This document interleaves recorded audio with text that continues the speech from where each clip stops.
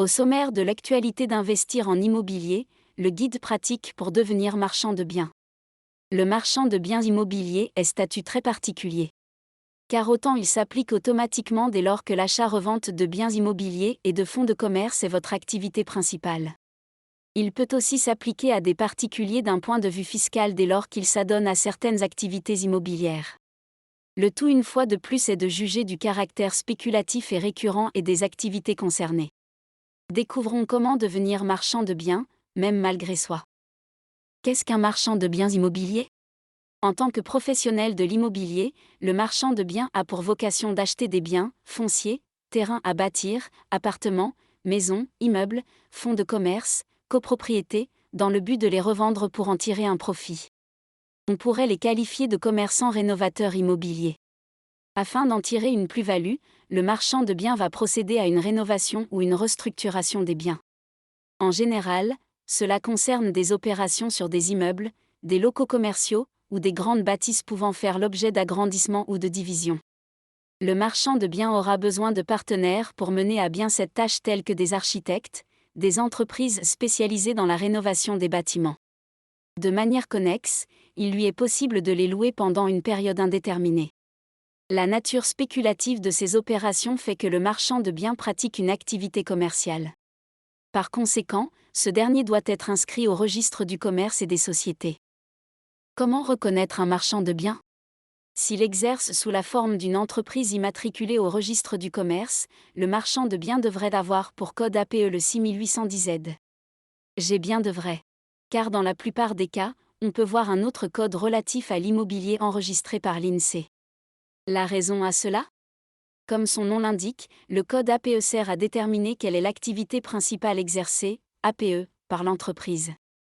Au moment de l'immatriculation d'une entreprise ou d'une activité professionnelle, l'INSEE se doit d'apporter un code APE. Pour ce faire, cette dernière se base sur l'objet social présent dans les statuts. En fonction de sa rédaction, on peut en tirer de nombreuses interprétations. Le code APE ne correspond pas à l'activité réelle de l'entreprise. Bonne nouvelle, il est simple de faire changer le code APE sur simple demande via ce formulaire. Est-ce qu'il existe des prérequis pour exercer ? Réussir à vivre de l'activité de marchand de biens immobiliers nécessite quelques conditions à remplir. Une assise financière. Avant de pouvoir vendre un bien immobilier et d'en tirer des plus-values immobilières, faut-il encore pouvoir l'acheter ? Car durant tout le temps de son activité, le marchand de biens sera confronté à des problématiques de financement. Que ce soit pour acheter un bien ou le rénover.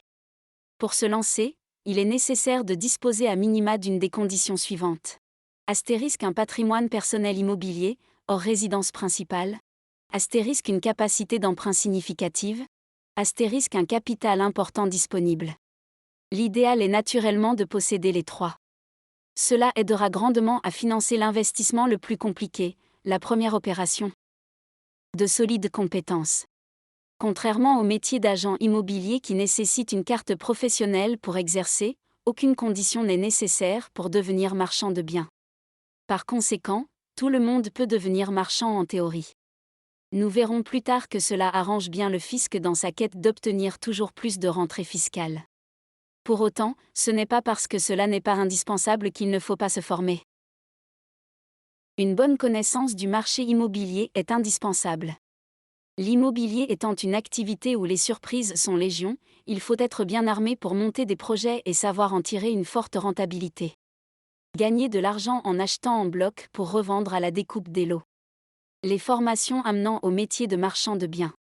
Côté acquisition de compétences, vous pouvez utiliser votre compte formation, CPF, pour vous faire financer tout ou partie de vos formations.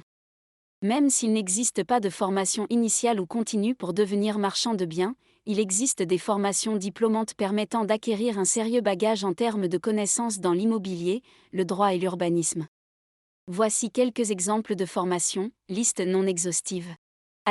Licence professionnelle métier de l'immobilier, gestion et administration de biens.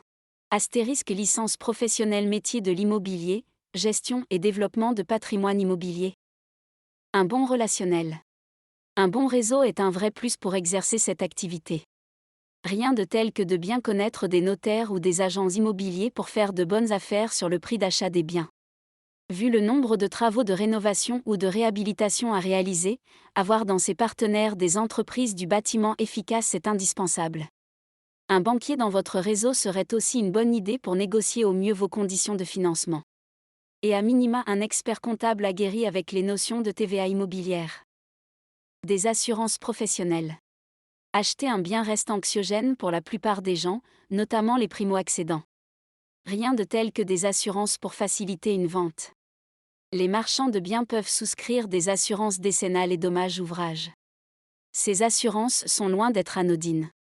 Car en tant que professionnel de l'immobilier, la garantie des vices cachés s'applique sur les biens vendus. Et cela quelles que soient vos compétences en termes de rénovation immobilière. D'autant plus qu'en général les travaux seront effectués par des sous-traitants. Car même si ces derniers possèdent leurs propres assurances, le marchand reste le seul responsable face aux clients en cas de problème. Quel est le niveau de rémunération d'un marchand de biens? Le site de l'INSEE indique un salaire moyen de 3 400 € net par mois.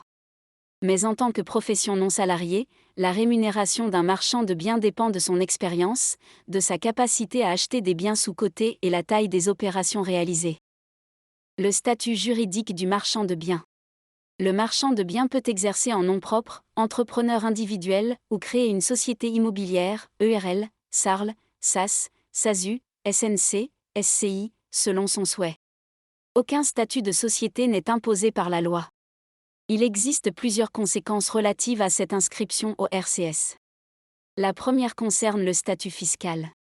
En fonction de la forme juridique choisie, la fiscalité peut énormément varier, impôt sur les revenus ou impôt sur les sociétés. Cela concerne aussi bien les revenus et que les plus-values. Quoi qu'il arrive, vous devrez oublier totalement la fiscalité des personnes physiques. La seconde concerne le statut social. En tant que professionnel, les cotisations s'appliquent en lieu et place des prélèvements sociaux. Marchand de biens et micro-entreprises. Même si le choix existe dans la forme juridique, les régimes micro sont incompatibles avec l'activité de marchand de biens.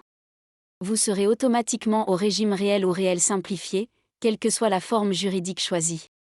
Cela signifie qu'il est impossible d'exercer cette activité avec un statut d'auto-entrepreneur. Le statut de marchand de biens d'un point de vue fiscal. La notion de régime fiscal est importante. Car nous allons voir tout de suite que le simple fait d'exercer une activité d'achat-revente immobilière peut suffire pour être considéré comme un marchand de biens. C'est d'ailleurs peut-être votre cas. L'activité de marchand de biens est une des rares activités immobilières réglementées d'un point de vue fiscal. L'administration fiscale a défini des critères qui lui sont propres pour savoir si une personne exerce l'activité de marchand de biens.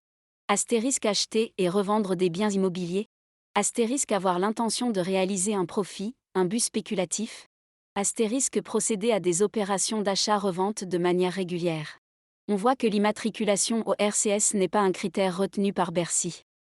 Vous pouvez être un simple investisseur particulier et vous voir affubler ce lourd statut fiscal. Le critère de répétition est subjectif. Car la jurisprudence nous montre que la régularité des transactions immobilières est extrêmement relative. La justice ayant souvent donné à l'administration fiscale dès la seconde opération. Mais savez-vous quelles sont les raisons qui poussent l'administration fiscale à vouloir vous qualifier en tant que marchand de biens? Même si la requalification change l'imposition sur les gains, notamment sur la plus-value immobilière, il existe un impact beaucoup plus important avec la TVA immobilière. Car contrairement à une personne physique, le marchand de biens est assujetti à la TVA, TVA sur la marge, TVA sur prix de revient. Avec un taux actuel de 20%, le prix de vente comporte 16,67% de TVA. On va tout de suite le gain pour l'administration fiscale.